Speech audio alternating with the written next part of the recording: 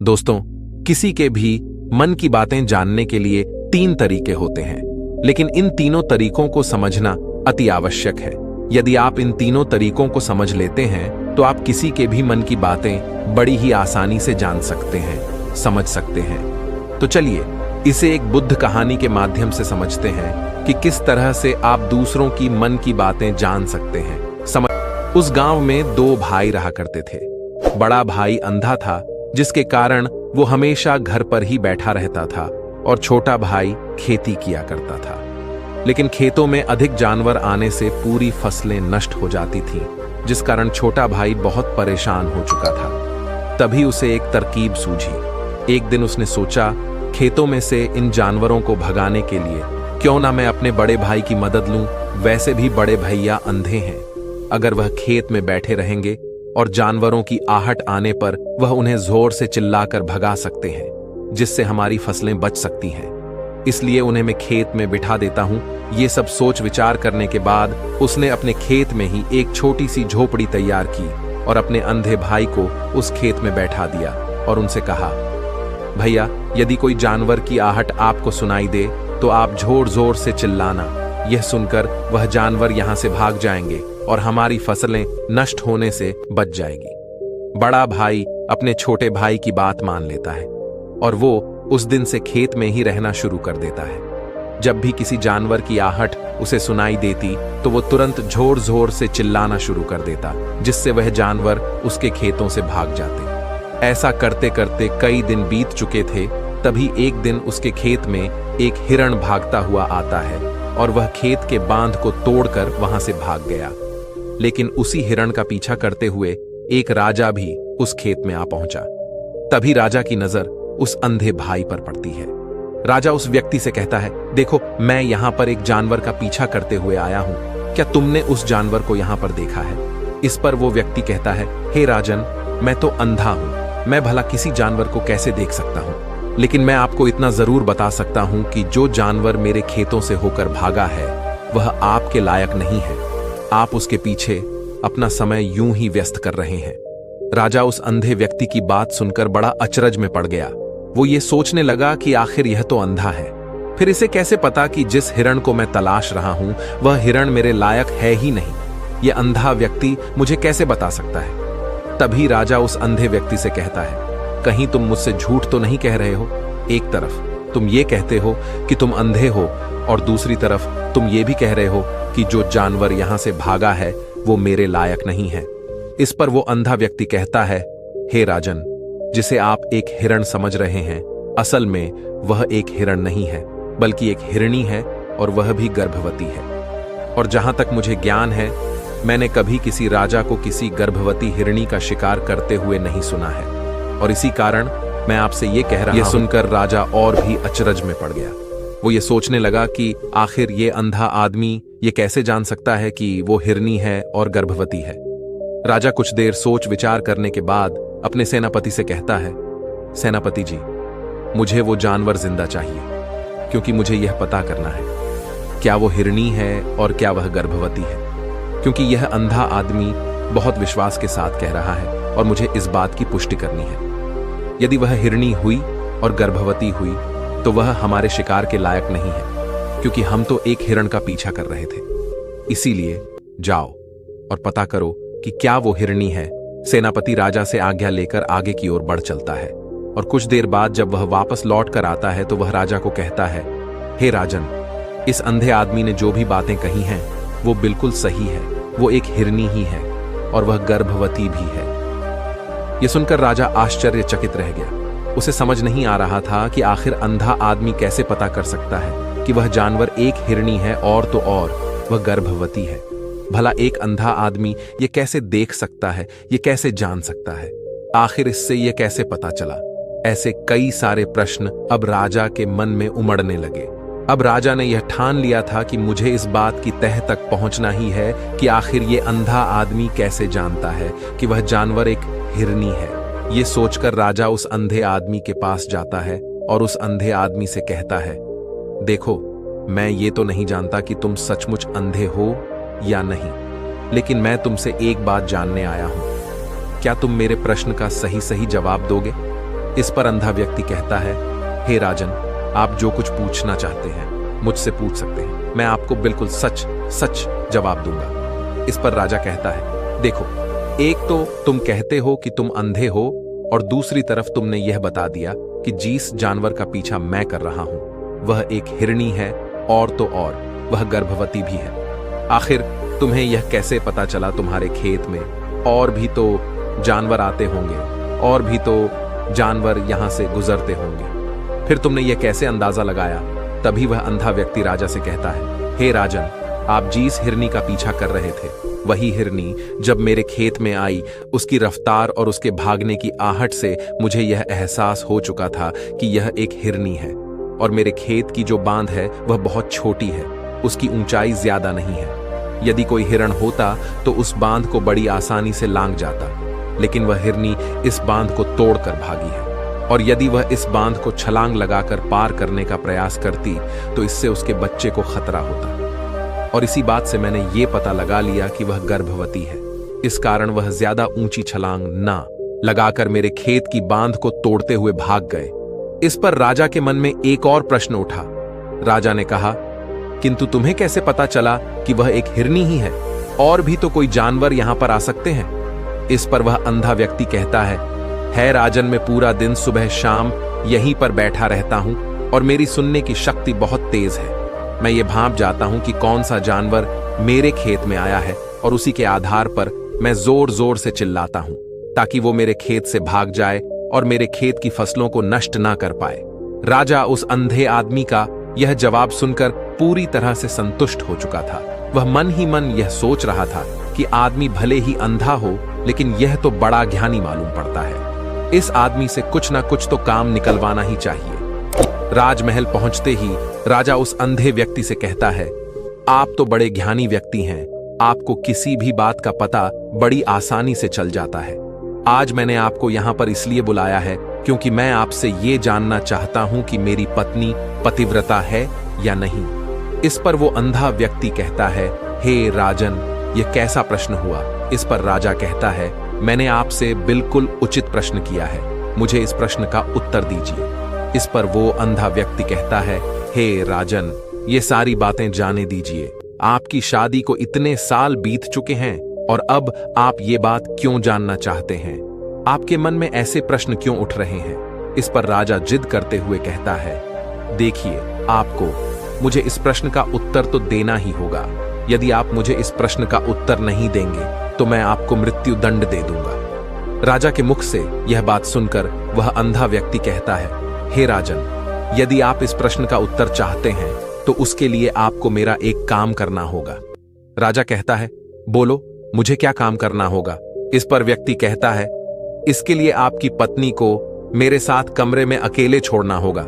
उस अंधे व्यक्ति की यह बात सुनकर राजा पहले तो क्रोधित हो जाता है, लेकिन फिर कुछ सोच विचार करने के बाद वह उस व्यक्ति की बात मान लेता है और अपने सेनापति को आदेश देता है, सेनापति जी, इस व्यक्ति को और मेरी पत्नी को एक कमरे में कुछ देर के लिए अकेला छोड़ दें। सेनापति बिल्कुल वैसा ही करता है। अब राजा की पत्नी और अंधा आदमी एक कमरे में बंद हो चुके होते हैं। तभी वो अंधा आदमी राजा की पत्नी से कहता है, मुझे आपको छूना है। इस बात पर रानी अत्यधिक क्रोधित हो जाती है और उस अंधे आदमी को वो पकड़ पकड़ कर पीटने लगती है, कभी हाथों से तो कभी लातों से तो कभी पटक पटक कर। इस तरह से उन्होंने उस अंधे आदमी की खूब पिटाई की। उसके बाद किसी तरह से वह अंधा आदमी अपनी जान बचाकर वहां से भाग निकलता है और वह राजा के पास पहुंचता है और वह राजा से कहता है, हे राजन, आपकी पत्नी पतिव्रता नहीं है। यह बात सुनकर राजा अत्यधिक क्रोधित हो उठता है और राजा अपनी तलवार निकालकर सीधा अपनी पत्नी की ओर जाता है और क्रोधित होकर वह अपनी रानी से कहता है, रानी जी, आज मैं जो भी सवाल आपसे करने वाला हो उसका मुझे सच सच जवाब दीजिएगा, और यदि आपने एक शब्द भी झूठ कहा तो मैं आपका अभी के अभी सर धड़ से अलग कर दूंगा, तभी आगे बढ़े। राजा कहता है, मुझे बताइए, क्या आप पतिव्रता हैं या नहीं? इस पर रानी कहती है, हे राजन, आप भले ही मुझे जान से मरवा दीजिए, लेकिन मैं पतिव्रता नहीं हूं। राजा यह बात सुनकर बहुत खुश हुआ, क्योंकि उस अंधे आदमी ने जो भी कहा था वह बिल्कुल सच था। यह बात सुनकर तुरंत ही राजा उस आदमी के पास पहुंचता है और आकर उस अंधे आदमी से कहता है, तुम्हें कैसे पता चला कि मेरी पत्नी पतिव्रता नहीं है?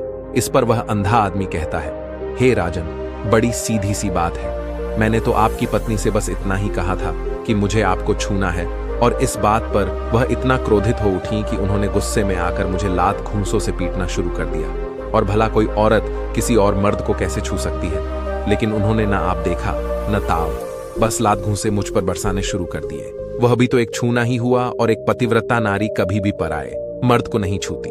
जब मैंने उसे छूने के लिए कहा था तो वह उस वक्त मुझे मना कर सकती थी, लेकिन उन्होंने तो मुझे पीटना शुरू कर दिया, और देखते ही देखते उन्होंने मेरे पूरे शरीर को छू लिया। अब आप ही बताइए, ऐसी स्त्री भला पतिव्रता कैसे हो सकती है? इस पर राजा कहता है, तुम तो बड़े ज्ञानी मालूम पड़ते हो। अच्छा ठीक है, चलो तुम मेरे एक प्रश्न का और जवाब दो। यदि तुमने मुझे इस प्रश्न का सही सही जवाब दे दिया तो मैं तुम्हें यहां से जाने दूंगा। आगे राजा उस अंधे आदमी से कहता है कि तुम मुझे यह बताओ, क्या मैं सच में अपने पिताजी का ही बेटा हूं या फिर किसी और का? इस पर वह अंधा भी कहता है, हे राजन, इस बात से आपका क्या लेना देना? आप किसी की भी औलाद हो, आखिर आप हैं तो इस राज्य के राजा, इसलिए इस प्रश्न को जाने दीजिए। लेकिन राजा कहता है, नहीं, मुझे इस प्रश्न का सही सही जवाब चाहिए, अन्यथा यह प्रश्न मुझे हमेशा परेशान करता रहेगा, इसलिए मैं इसका सही सही जवाब जानना चाहता। यदि तुम इसका सही सही जवाब दे देते हो तो तुम यहां से जा सकते हो, मैं तुम्हें नहीं रोकूंगा। इस पर वह अंधा आदमी कहता है, हे राजन, इसके लिए तो मुझे आपकी मां के पास भी जाने की कोई आवश्यकता नहीं है। मैं आपको अभी अभी यह बता सकता हूं कि आप किसकी औलाद हैं, लेकिन उससे पहले मैं चाहता हूं कि आप मुझसे एक वादा करें कि आप मुझ पर क्रोध नहीं करेंगे। राजा ने कहा, मैं तुमसे वादा करता हूं, मैं तुम पर क्रोध नहीं करूंगा। इसके बाद वह अंधा आदमी राजा से कहता है, हे राजन, आप हैं तो अपने ही पिता के पुत्र, लेकिन आप पर एक कंजूस सेठ की छाया पड़ी हुई है। यह सुन राजा बहुत क्रोधित हो उठा और वह तुरंत तलवार निकालकर अपनी मां के पास जा पहुंचा। वह वहां पर पहुंचने के बाद अपनी मां से कहता है, मां, मुझे सच सच बताइए, क्या मैं अपने ही पिता का पुत्र हूं या नहीं? यदि आपने मुझे सही सही नहीं बताया तो मैं यहीं पर अपने प्राण त्याग दूंगा। मुझे बताओ, क्या सच है? इस पर उस राजा की मां कहती, बेटा, तू है तो अपने ही पिता का पुत्र, लेकिन तुम्हारे ऊपर एक कंजूस सेठ की छाया पड़ी हुई है। जब मैं एक बार नहाने के बाद अपना मुंह आईने में देख रही थी, तभी उस कांच के पीछे मुझे एक कंजूस सेठ नजर आता है और उसी की छाया तुम पर पड़ चुकी है। ये सुन राजा बहुत खुश हो जाता है और वह तुरंत दौड़ा दौड़ा वापस उस अंधे आदमी के पास पहुंचता है और उस अंधे आदमी से कहता है, तुम्हें यह कैसे पता चला कि मुझ पर एक कंजूस सेठ की छाया पड़ी हुई है? इस पर वह आदमी कहता है, हे राजन, आपने मुझसे कई सारे सवाल पूछे जिनका जवाब मैंने आपको सही सही दिया है। यदि कोई और राजा होता तो मुझे इसके बदले में ढेरों सारे इनाम दे चुका होता, लेकिन अब तक आपने एक फुटी कौड़ी तक नहीं दी है। इस बात से ही मैंने अंदाजा लगा लिया था कि आप बहुत कंजूस हो। यह बात सुनकर राजा जोर जोर से हंसने लगा और कहता है कि आप जो भी मांगेंगे वह मैं आपको अवश्य दूंगा। लेकिन मुझे यह बताओ कि तुम्हें कैसे पता चल जाता है कि कौन सी बात सही है और कौन सी गलत? तुम किसी भी बात का इतना सटीक और सही जवाब कैसे दे पाते हो? इस पर वह अंधा आदमी कहता है, हे राजन, मैं तो वैसे ही अंधा हूं। यदि मेरी आंखें होती तो मैं किसी की भी मन की बातें बड़ी सरलता से जान लेता। मन की एक भाषा होती है और यह भाषा मनुष्य के शरीर के व्यवहार के रूप में देखी जा सकती है। उसकी आंखों से, उसके होठों से, उसके काम करने के तरीके से, उसकी क्रियाओं से पता किया जा सकता है कि उसके मन में क्या चल रहा है। उसके आधार पर हम किसी के भी मन की बातें जान सकते हैं। लेकिन मैं तो अंधा हूं, मैं देख नहीं सकता, इसलिए मैं क्रियाओं से देखता हूं। यदि मुझे कोई बात जाननी हो तो अगले आदमी को कुछ काम देना पड़ता है, जिस पर वह व्यक्ति किस प्रकार काम करता है, किस तरीके से इस काम को करता है, उसके आधार पर ही मैं यह पता कर पाता हूं कि उसके मन में क्या चल रहा है। तभी वह राजा कहता है, तो क्या इसका अर्थ यह हुआ कि मैं भी किसी के मन की बातें जान सकता हूं? इस पर वह अंधा आदमी कहता है, हे राजन, अवश्य आप भी किसी भी व्यक्ति के मन की बात जान सकते हैं, किंतु उससे पहले आपको अपने ऊपर काम करना होगा, और वह काम है अपने मन को शांत कर अपने मन को वर्तमान में लाना। जिसके लिए मैं आज आपको 3 तरीके बताने वाला हूं। और ये तीनों ही तरीके बड़े ही आसान और सरल है। किंतु हे राजन, उससे पहले आपको एक काम करना होगा, अपने मन को एकाग्र करना होगा। जब हम अपने मन को एकाग्र करते हैं, अपने मन को वर्तमान में लाते हैं, तो हम दूसरे के मन की बात जान सकते हैं, क्योंकि वह आदमी अभी भी अपने मन में वर्तमान में ही सोच रहा है और हमें भी मन को वर्तमान में ही लाना होगा, तभी हम उसके मन की बातें जान सकते हैं। यदि हम अतीत में हुई घटनाओं के बारे में सोच रहे हैं, तो वह जो अगला आदमी वर्तमान में सोच रहा है, वर्तमान में अपने मन में बात कर रहा है, वह हम कैसे जान पाएंगे? क्योंकि हम तो अतीत की घटनाओं में डूबे हुए हैं। इसलिए किसी के भी मन की बात जानने के लिए सबसे पहले हमें हमारे मन को एकाग्र करना होगा, उसे वर्तमान में लाना होगा। आगे वह व्यक्ति राजा से कहता है, हे राजन, जो 3 तरीके मैं आपको बताने वाला हूं, इन 3 तरीकों से बड़ी आसानी से किसी के भी मन की बातें जान सकते हैं। उसके बाद वह अंधा आदमी राजा से कहता है, हे राजन, जो सबसे पहला तरीका है वह है आंखों पर ध्यान देना। किसी व्यक्ति से बात करते वक्त उसकी आंखों में देखना, उसकी आंखों पर ध्यान देना जो सबसे ज्यादा जरूरी है, क्योंकि आंखें बोलती नहीं पर बहुत कुछ कह जाती है। यदि हम किसी व्यक्ति की आंखों के इशारों को समझना सीख जाए, हम यह जान पाएंगे कि व्यक्ति के दिमाग में क्या चल रहा है, वो क्या सोच रहा और अभी वह क्या करने वाला। मेरे पास आंखें नहीं, लेकिन मैंने अपने गुरु से यह विद्या सीखी है, क्योंकि बहुत सालों पहले मेरे पास आंखें थीं और मैं उस वक्त लोगों के मन की बातें केवल उनकी आंखों से ही जान लेता था। इसलिए यदि आप भी दूसरों की मन की बातें जानना चाहते हैं, तो आपको भी उनकी आंखों पर गौर करना चाहिए, जैसे कि उनका आकार कैसा है, वह कब, कहां और किधर देख रहे हैं। यदि उसकी आंखें यहां वहां घूम रही हैं, जब आप उससे बातें कर रहे हैं, तो वहां वह इधर उधर मोड़ रहा है, कभी ऊपर तो कभी नीचे या कभी आसपास, या फिर उसकी आंखें खुश नजर आ रही हैं या फिर आंखें निराश नजर आ रही हैं, जैसे कि चोर होता है। उसकी आंखों में जब हम देखते हैं तो हमें यह पता चलता है कि अगले आदमी ने कोई गलती की है। ठीक उसी प्रकार जब हम किसी चालक व्यक्ति की आंखों में देखते हैं, तो आपको पता चलेगा कि उसकी आंखों में एक भाषा होती है, एक बहुत ही सीधा और आसान तरीका होता है। यदि आपको यह पता लगाना है कि सामने वाला व्यक्ति आपसे झूठ कह रहा है या फिर सही, तो आपको उसकी आंखों पर ध्यान देना अति आवश्यक है। यदि आपसे बात करते वक्त वह व्यक्ति अपनी आंखें यहां वहां घुमा रहा है, ऊपर नीचे इधर उधर दाएं बाएं हर जगह देख रहा है, तो इसका अर्थ यह हुआ कि वह उस बात से निकलने का कोई रास्ता ढूंढ रहा है और कोई झूठ बना रहा है। यदि सामने वाला व्यक्ति आपसे कुछ झूठ कहने का प्रयास कर रहा है, तो वह आपसे नजर नहीं मिलाएगा, वह यहां वहां देखेगा, ऊपर नीचे देखेगा, लेकिन वह आपकी आंखों में आंखें डालकर कभी नहीं देख पाएगा, क्योंकि उसे डर है कि यदि उसने आपकी आंखों में आंखें डालकर देखी तो उसका झूठ पकड़ा जाएगा और लोगों को सच्चाई का पता चल जाएगा।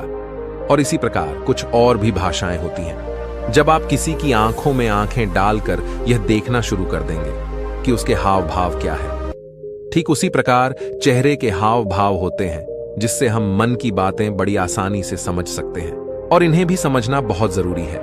कभी कभी कोई व्यक्ति अपने चेहरे से, जैसे आंख, होंठ और बहुत से कुछ अलग अलग व्यवहार करता है।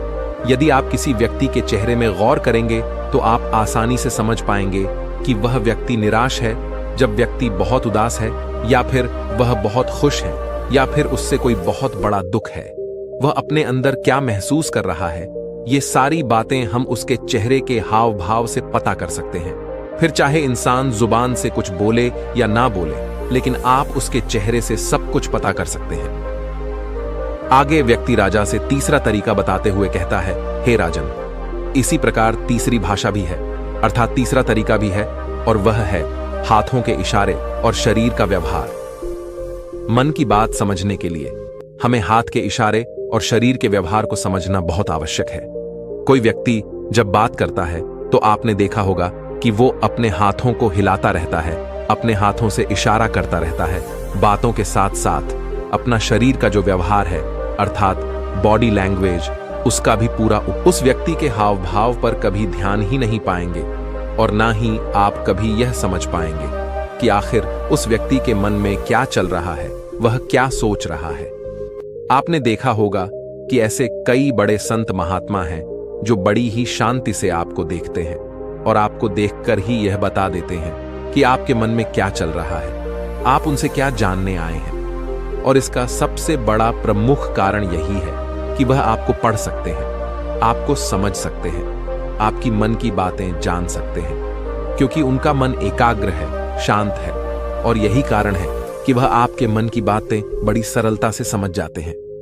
तो दोस्तों, उम्मीद करता हूं आपको इस कहानी से एक अच्छी सीख मिली होगी। ये कहानी आपको कैसी लगी हमें कमेंट बॉक्स में कमेंट करके जरूर बताएं, और इस कहानी को अपने दोस्तों के साथ जरूर शेयर करें ताकि उन्हें भी इस कहानी से कुछ सीखने को मिल सके। धन्यवाद।